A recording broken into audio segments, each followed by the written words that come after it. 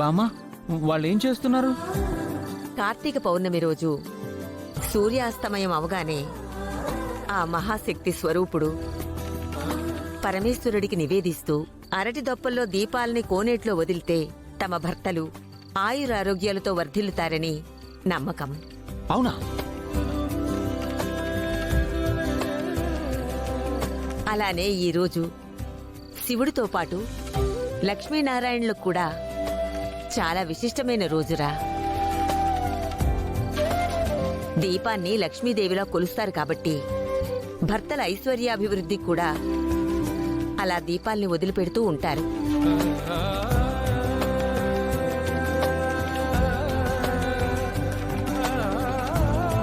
ఓహో, అలాగా.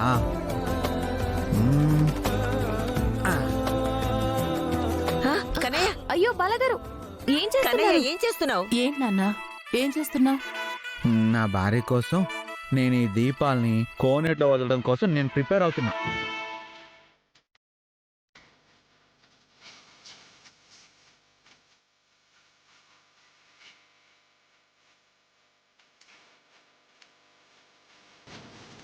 కన్నయ్య, నువ్వు ఈ పని చేయడం ఏంటి?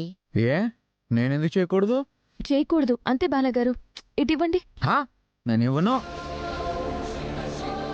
నా మాట విను నాన్నా.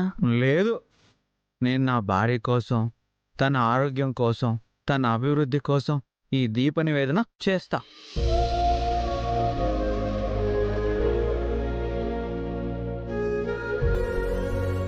నువ్వే అంటావుగా భార్యాభర్త సమానం అని. అలాంటప్పుడు ఎందుకు భార్య కోసం భర్త ఈ పని చేయకూడదు?